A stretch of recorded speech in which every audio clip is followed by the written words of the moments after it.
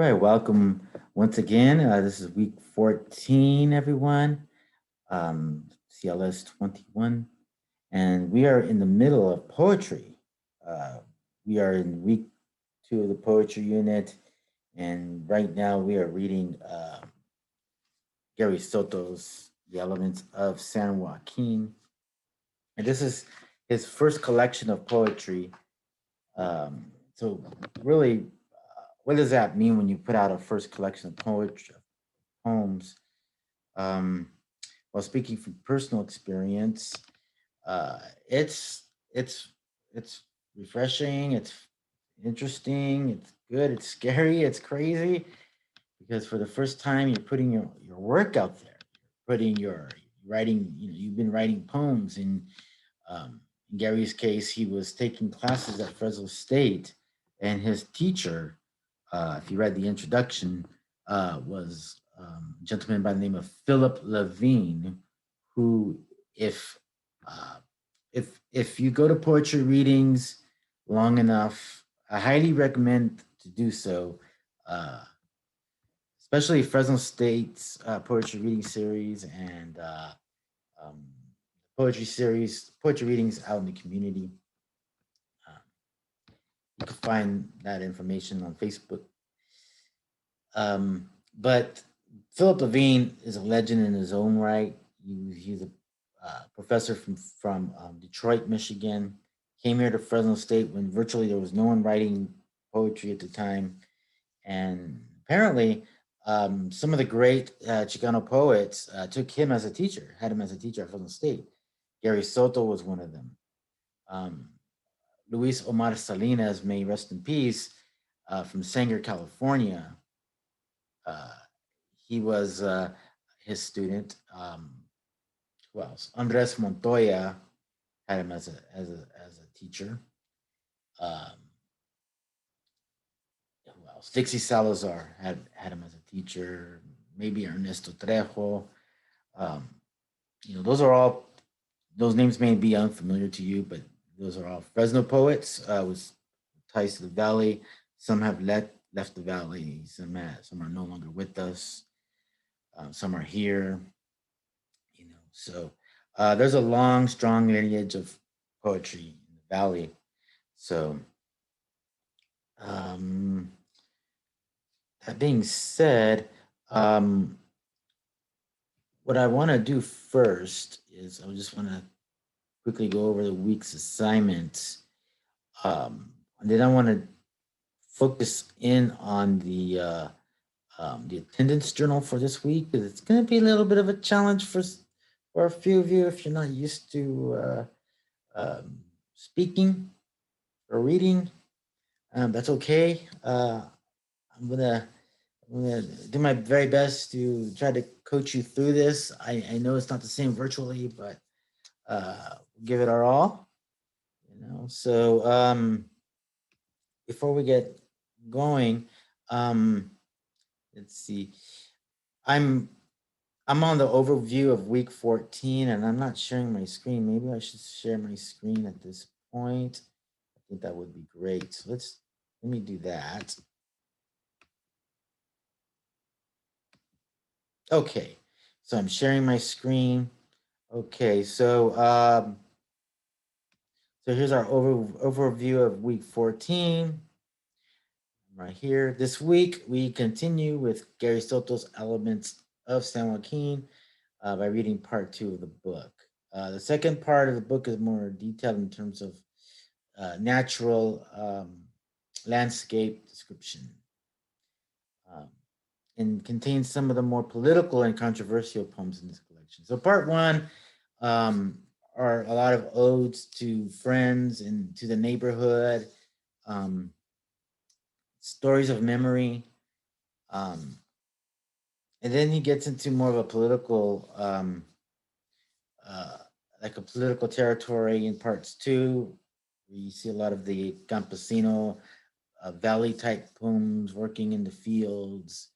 And also keep in mind that the book is in 3 parts. So the story arc, it takes place here too. So think of this book of poems also as a book of stories or even a novel where you have a story arc, where you have like the very beginning, and then each poem kind of builds up to the climax, and or that in drama, what they have is like they have like the middle scene or the middle act is always the most action packed act. So think of part two as the most action packed part of um, the book. I'm just gonna get a little bit closer here.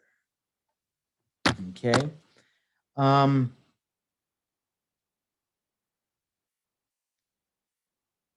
so in part two, you will begin by reading the title poem, "Elements of San Joaquin," which is an honest ode to the San Joaquin Valley landscape.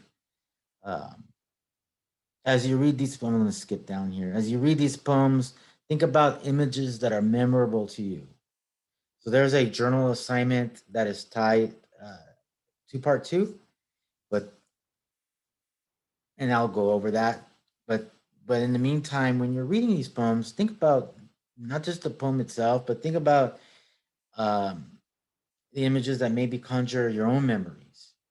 You might want to share these poems with your relatives, with your grandparents or your parents, and see what they think, or uncles, aunts, see what they think.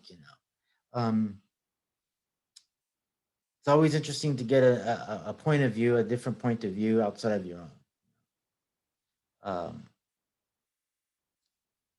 okay, so in addition to Gary Soto's Elements of San Joaquin Part Two, you'll be introduced to Lorna de Cervantes and Ana Castillo, and these are two poets, two Chicana poets, who are who in a lot of in many ways are leaders of um, the I don't know, they've been like teaching teacher models to a lot of poets, to young poets today. Uh, and I know like for a fact like Marisol Baca, who teaches here at Fresno City College, and she is the current Fresno Poet Laureate, which means she gets to represent Fresno um, poetry. Lauren de Cervantes is one of her dear friends. They keep in touch, and um, but she learned so much from her, you know. So you just learn from you hang around with poets, and you learn, right? So just like anything, it's like being an apprentice at a job, right? You're gonna learn something valuable, right? Otherwise, it's not for you, right? Um, so we're gonna read a couple of poems from Lorna de Cervantes and a poem from Ana Castillo from your textbook Bordering Fires. And Ana Castillo is, I believe, from Texas. So, so you get more of a Southwest perspective. And with Lorna D, she was raised. She's from San Jose, from the Bay Area, and she's also Chumash Indian, Native American. So she's got more of a native perspective, and you'll see that in one of her poems. I think the poem "Fires," or is it "Fire" or "Fires"? That poem, it's in of itself, has a very strong indigenous feel to it. Okay. Um, on a final note, you're reading these poems and try reading them out loud. And I know we're not used to reading anything out loud, really, to be honest, other than an in and out menu. Um, but um, when you're reading the word out loud, uh, it there's a um, there, I don't know. It feels like you're acting out the poem. I think that's probably the best way to go about that.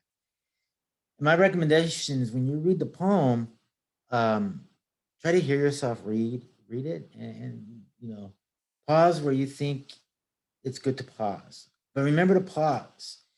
Um,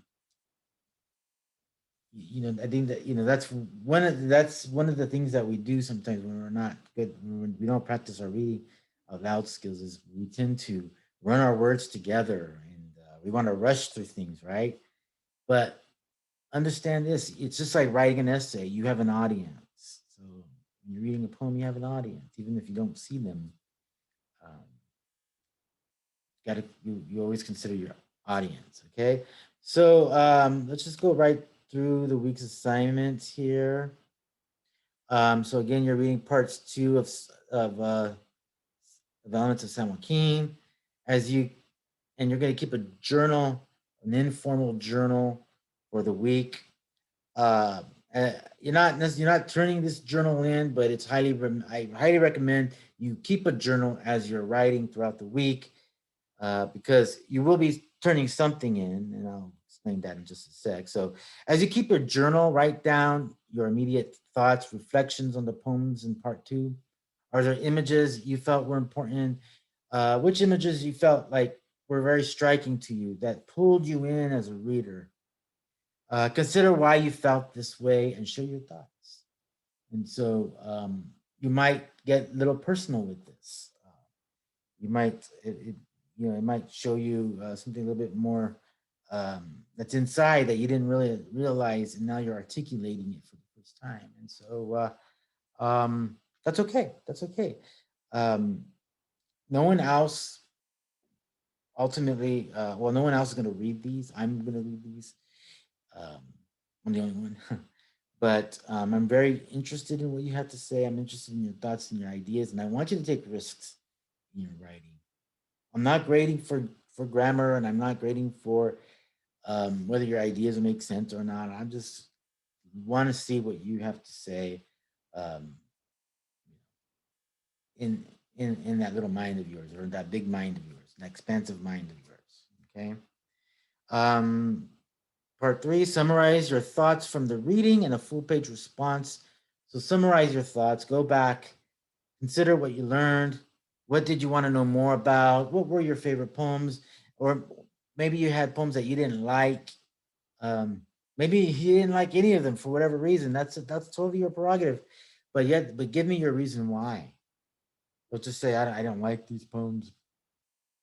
I don't like, I just don't like them. And that's not a good enough response. Um, so you're contributing to this conversation between you and I. Okay, moving on to the next activity is the attendance journal, and I'm going to cover this one last. Okay, we already have one submission for the journal. Then we have a link to the Leonardo de Cervantes poem, um, and this one has a long title. Sometimes poems have long titles.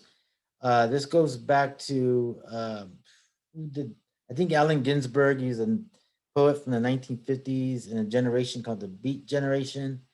He was from New York and had San Francisco ties, but he had long titles in his poems. And this is a poem that's probably inspired by Ginsberg, but it's a very poignant, very direct, very honest piece about racism, and about being undermined as an individual. And so it's in your face, right? I mean, this poem could have been titled "In Your Face," and it still would have worked, right? Poem for the young white man who asked me how I, an intelligent, well-read person, could believe in a war between races. So it's a heavy title, as you can tell, but it's one of my favorite poems from Lorna D. It was the first poem of hers that had a heavy impact on me growing up. I'm growing up. Getting involved in poetry. And I took a class. I took this class, as a matter of fact, Chicano literature class, and this poem was taught. And this is the poem that really got me. I was like, oh wow, I could write. I could certainly write that. Not like exactly like that, but I could channel that energy. And then we have a second Lorna D. Cervantes poem. And this one is called Fires. I apologize for that because this is what happens when you have a weak connection. 4 Portraits of Fire. So these are all poems that have something. This is one long poem, but it's written in 4 little mini parts, or like 4 mini poems. And they're called 4 Portraits of Fire. So each one is about fire, but in a different way.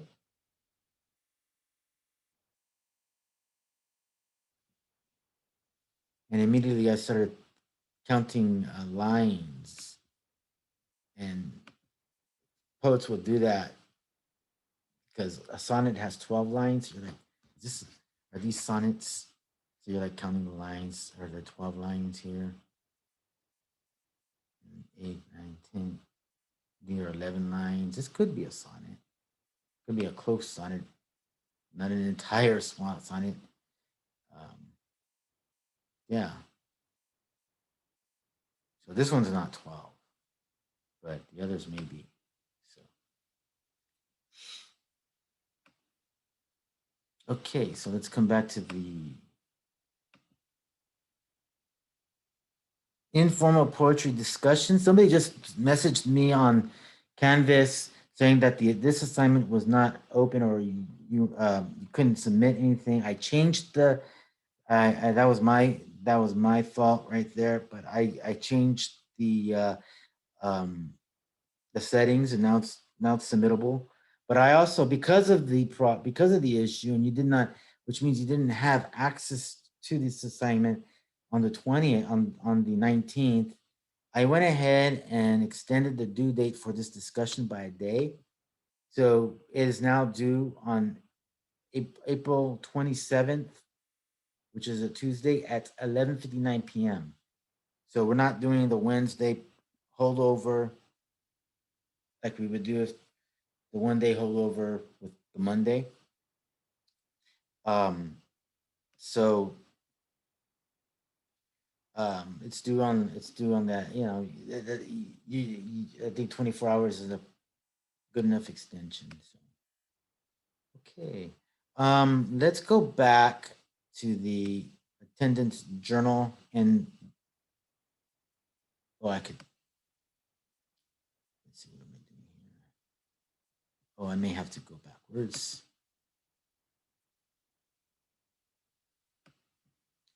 So let me pause real quick. So pause.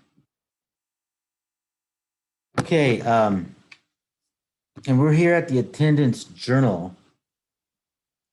And so for this week's attendance journal, it's going to be a little bit different. But you will choose a poem that you like so far. For this week's attendance assignment, choose a poem that you like so far and record yourself reading the poem. You're allowed to mute your video if you choose. Next, you will write a short response explaining why you chose this poem, and I will do one as an example too, as an example. So I'm going to show you how. First of all, I'm going to show you how to submit a video poem. Okay. So I'm going to go into student view so you can see what I see. Okay. So once you click on the attendance journal, you're going to and you're ready to share your poem. You're going to click start assignment, of course. And I'm not sure what's going on here. Let me refresh. Sometimes I have spotty internet. There we go. Okay. And so what you will see, because I already have the settings built in, you're gonna click on use webcam. And it says here, Canvas needs to provide access in your browser settings. Oh my goodness. So anyways, well, you will use, I don't know why it's not letting me. Let me click on media real quick. Okay, I guess that kind of works. Okay, so I clicked media and it took me here. Just a word to the wise, if I think because I'm logged into Zoom, it's sort of like, I guess the camera is occupied with Zoom at the moment, and it won't let me go into two different formats. So it is what it is, but you'll still see the same information if you click on the media button, the media tab. And what you'll see here is you'll see the mic and you'll see the webcam. Okay. Now you can tell when your mic is working because that blue line is bouncing, bouncing blue line means that those are your levels.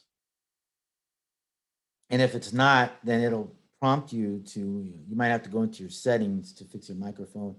And depending on what type of laptop computer you have or what type of desktop computer you have, um, you may have, you'll have to figure that out. But you would go into your settings, you would go, traditionally you go into sound and you can fix your audio or your video there. And then you click on webcam. And as you can see right here, you'll get two options. You'll get the integrated webcam, which I'll go ahead and turn on right here. And I'm gonna hit start recording and look, it's starting to record. And I don't know what's going on here. Well, it won't bring up the video, I think because my camera is already in use here. So I'm just gonna go ahead and finish this right here. But you're gonna go ahead and read your poem. You're gonna read your poem, okay? So I'm gonna go ahead and exit out of here. But when you record your poem, after you record it, you should hit the save button and it should upload. Okay, so I'm gonna go ahead and exit out of here. And then when you're done, you will write your short response for the poem. Okay. Okay, so I do want to share a poem with you just to give you an idea of hopefully this will show you how a poem can be read, right? Um, but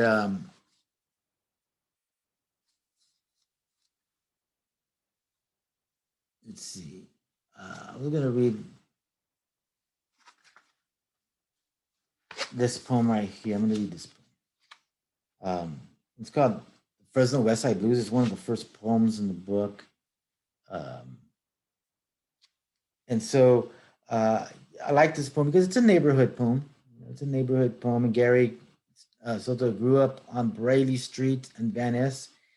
If you put those two streets in Google Earth, you can see the actual block where Gary Soto grew up on. It's very industrial, very lots of factories. So you can imagine it was very noisy and very probably not a lot of trees either, right? Probably not a whole lot of light, So traditionally there's not a whole lot of city investment in those areas because there's not a whole lot of walking around, not a lot of foot traffic. So these are typically the darker areas at night. And so I'm going to go ahead and read this poem, Fresno's West Side Blues. So here it goes. It's Sunday morning. The last white man turns black at the alley's end. If he marched with his arms swinging, the right sleeve of his jacket would fall off. He's that poor. Michael, the security guard, blinks his flashlight against his palm. It's something to do. Business has taken a day off. The bananas fall out of their skins. Apples soften. In the closed meat shop, the tinker toy snout of a pig drools, and the ropes of chorizo are big enough to skip through. Mexican music makes you want to rub your eyes for a good cry. You can walk on glass, suffer, and hear, Oye, carnal, got soda money for me? The vato sits on a ripped off bike going nowhere. But there's the tinkle of a bell on a store door. There's laughter coming from Suki's nails and feet. And look at Javier with glue and paper, making piñatas behind a chain link fence. The bare-bellied Superman will take a birthday beating. A breeze twists through the trees. One jammed meter throws up its expired red flag when the bell at the Mexican Baptist church sounds. Huge blackbirds feed on dropped churros. They bow their heads and cast shadows over feral cats. What is meant by escape. You could be any dog hugging an ancient building for shade. When you turn the corner, the knife bright sun ruthlessly cuts the shadow from your already mangy body. So that's Fresno's West Side Blues. And um, so if I were to answer that second part, explaining why I chose this poem, I would say I would choose this poem because it's a neighborhood poem. It reminds me of a particular part of Fresno, a part of Fresno I did not grow up in, um, but my my dad grew up in that part of Fresno in Chinatown area. So he's told me all the stories, and so Chinatown was kind of like the main strip. It's kind of like it was like walking to River Park back in the day, and now you don't want to hang out in Chinatown. It's pretty dangerous out there in those parts. Pretty wild. Um, and it seems like it was kind of wild back then too, right? So there's a lot going on here. There's a piñata man making piñatas in the backyard. There's the Mexican Baptist Church. They had churros back then. Churros weren't just invented like 5 years ago. They've always been around. um, I thought this image was interesting. Interesting. There's laughter coming from Suki's nails and feet.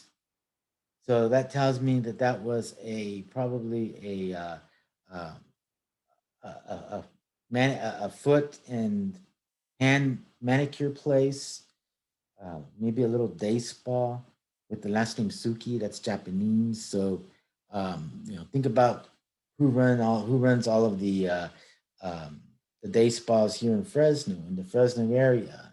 Traditionally, it's usually Chinese and Vietnamese folks who run those businesses. So you can see you still have the same types of businesses, just run by different ethnicities, which is really interesting, you know. And so, but I think the most powerful part of this poem is in the first paragraph, which we call stanzas and poetry stanzas, is the image of the white man at the end of the alley, and he looks dark. And he's Gary Soto's not saying that that the man is the white man is. The line goes, "Last white man turns black at the alley's end." He's not saying he's turned into a black man. No, no, no, no. He's not. It's not nowhere near that. But what he is saying, what Gary is saying, is um, it's so dark in that alley that this this white man, who was the last white man probably in the neighborhood, because there's probably what they call white flight movement to other neighborhoods. But more, I guess at one time it was a much more affluent community, and now it's not. Um, but this man disappears at the end of the alley. That's what he's saying. Man disappears at the end of the alley, and he's so poor that his jacket's falling off. It's nothing but threads now. So it's a great Fresno poem. It's about the Fresno West Side Blues. You can get a sense of what the poem is going to be about with the title, and so blues symbolizes that there's going to be a sense of sadness in the poem too. So there you have it. So that's how I would record the poem and read the poem. Um, it's up to you if you want to keep your camera on or not. You have those capabilities. Um, and let me know if you have if you have issues with this assignment, and I'll do my best to work with you. So that being said, I'm going to go ahead and stop the video. And on Thursday, we'll do this again, and maybe I'll send an invite to everyone, and maybe we can talk about these poems in real time. So I'm going to go ahead and stop the share and stop the video. You guys all have a great rest of your day. Hit me up on the email if you need Any assistance? All right, talk to you later. Bye.